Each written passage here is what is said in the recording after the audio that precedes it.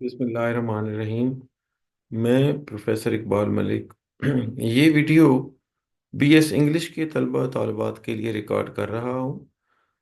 BS English Punjab university के fifth semester के syllabus में एक कोर्स शामिल है जिसका उन्वान है विजनरी डिस्कोर्स। मैंने अपनी पहले रिकॉर्ड की गई तारुफी वीडियो में इस कोर्स में जो चार हिस्से कोर्स कंटेंट के हैं उन पे अलहदा से तारुफी बात की है। अब उसके बाद मैंने हर हिस्से पर अलहदा से एक वीडियो बनाने का इरादा किया है। तो ये वीडियो पहले हिस्से पर मुश्तमिल है। इसमें मैं स्क्रीन आपके साथ शेयर करता हूँ। ये है पहला हिस्सा, the truth of Hudaibiya, a visionary discourse of conflict resolution. Dear students, Hudaibiya जो द ट्रूथ ऑफ हुदैबिया है, इसको सुलह हुदैबिया कहते हैं। तो एक बात आपसे ये करनी है कि लिटरेचर का स्टूडेंट जो होता है वो किसी भी पॉइंट पर बात करते हुए उसके थोड़ा सा पस मंज़र को जानता है, उसका तारीखी और समाजी जो भी कॉन्टेक्स्ट बनता है उसको समझ करके उस पर बात करता है। अब जो सुलह हुदैबिया है वो 628 में हो रही है और जो हिजरत मदीना है वो 622 में, मतलब 6 साल पहले। अब 622 से 628 के दरमियान के 6 सालों में बहुत बड़े वाकयात रूनुमा हुए हैं। बस इसी में ग़ज़वा बदर हुई, इसी में ग़ज़वा उहद हुई, इसी में ग़ज़वा खंदक हुई। और ये बहुत बड़े वाकयात हैं इस्लाम की तारीख के। तो इन सारों को समझते हुए जब आप सुलह हुदैबिया पे आते हैं और फिर सुलह हुदैबिया के बाद खैबर का मार्का है और फिर फतह मक्का है, ये सारी एक तरतीब है। तो इसको समझने के लिए आपको ये बातें ज़हन में बहरहाल रखना पड़ेंगी। तो ट्रूस का मतलब होता है एक तरह की जंगबंदी, कि आपने एक ऐसा मुआहदा किया है दो मुखालिफ पार्टियों ने कि वो जंग नहीं करेंगे एक खास अरसे तक। तो यहाँ पर उन्होंने 10 साल का अरसा मुकर्रर किया है। आप देखिए, हुआ ये था कि 628 में अ, पैगंबर पाक हजरत मोहम्मद सल्लल्लाहु अलैहि वसल्लम अपने 1400 सहाबा के साथ मदीना से मक्का की तरफ आए उम्रा करने की गर्ज से। अब चूंकि मुखालफत थी तो कुरैश ने ये समझा कि ये हमला आवर हो रहे हैं हमारे ऊपर, तो हुदैबिया के मकाम पर उनको रोक लिया गया। उन्होंने यही समझा, चूंकि मुखालफत चल रही थी तो यही समझा होगा कि ये हम पे हमला आवर हो रहे हैं। तो इस तरह से वो हुदैबिया के मकाम पर रुक गए। अब ये एक, जिस तरह हज और उम्रा के ज़ायरीन होते हैं, ये तो उस नियत से थे तो ये पीसफुल थे और अनआर्म्ड थे, ये मुसल्ला भी नहीं थे। इनके पास ऊंट वगैरह थे और कुछ ज़रूरी चीज़ें, लेकिन ये जंग की गरज से या हमला करने की गरज से नहीं आ रहे थे। उनका इरादा ही यही था कि वो उम्रा करेंगे। अब चूंकि हालात ऐसे बन गए कि इनको पड़ाव डालना पड़ा हुदैबिया के मकाम पर, और सफारती निगोसिएशन मुज़ाकरात करने के लिए हज़रत उस्मान रज़ी अल्लाह तआला अन्हु को भेजा गया कि वो मक्का वालों से बात करें। अब आपने ये पढ़ रखा होगा कि खबर ये आई कि हज़रत उस्मान रज़ी अल्लाह तआला अन्हु को शहीद कर दिया गया है। और फिर इस पर एक बैत रिजवान भी हुई कि उस्मान रज़ी अल्लाह तआला अन्हु का बदला लेंगे। बाद में ये साबित हुआ कि ये अफवाह थी और ये सही खबर नहीं थी। अब मुआहदा हुआ दोनों पार्टीज के दरमियान और इस मुआहदे को हमने विजनरी डिस्कोर्स के तौर पर देखना है। अब इसके बुनियादी निकात जो हैं वो ये हैं कि मुसलमान इस बार, यानी अभी जो आए हैं मदीना से मक्का, तो ये उम्रा किए बगैर वापस चले जाएंगे और अगले साल उम्रे के लिए आएंगे। अब ये देखने में तो ऐसे लगता है कि जैसे कोई मुसलमान पीछे हट रहे हैं या उनकी इज्जत अफजाई नहीं हो रही, लेकिन बाबरकत क़यादत हुज़ूर सल्लल्लाहु अलैहि वसल्लम की उनके साथ है। तो इस मुआहदे में कोई विजन होगा तभी ये विजनरी डिस्कोर्स में शामिल है।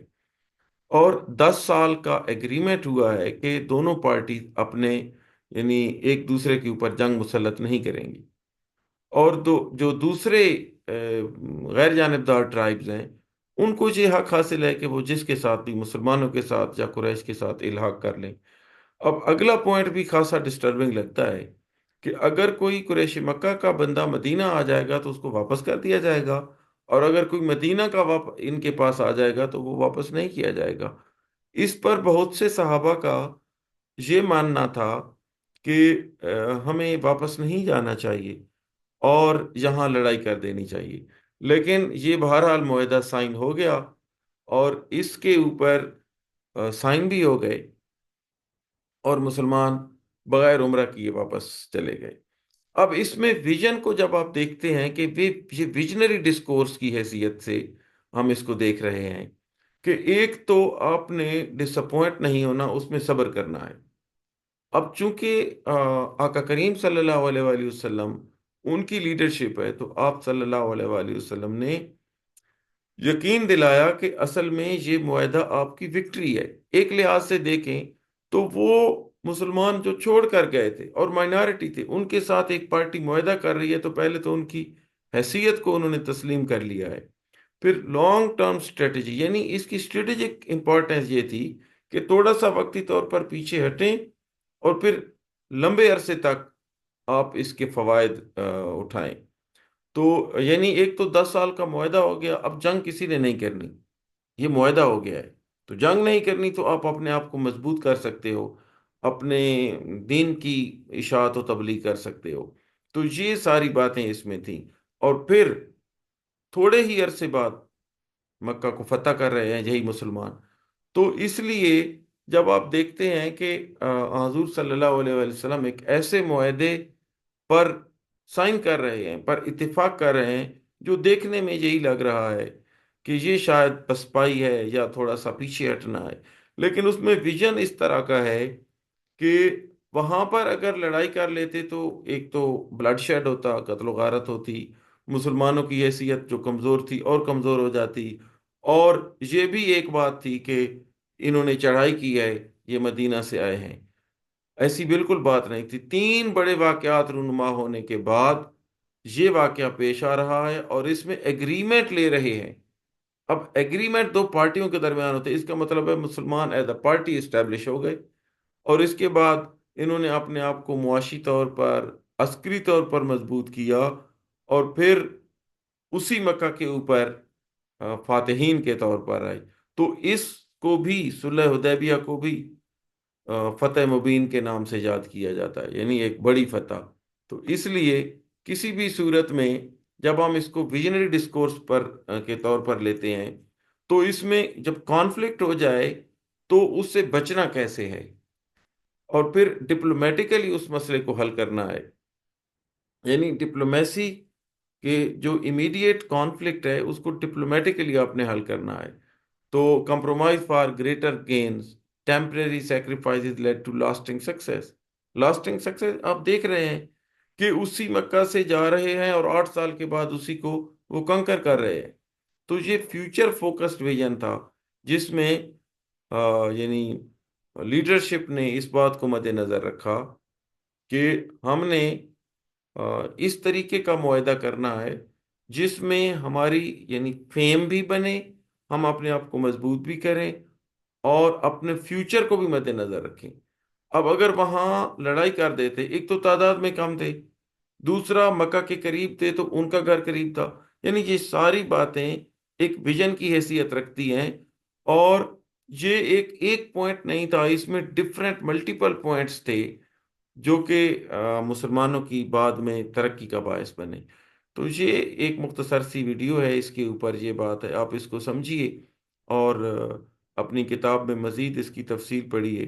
اگر کوئی پوائنٹ، کوئی شک، کوئی سوال ہو تو کامنٹ سیکشن میں یا کسی طرح میرے تک پہنچا دیجئے، تاکہ میں آنے والی ویڈیوز میں ان کا جواب دے سکوں۔ کو بہت بہت شکریہ۔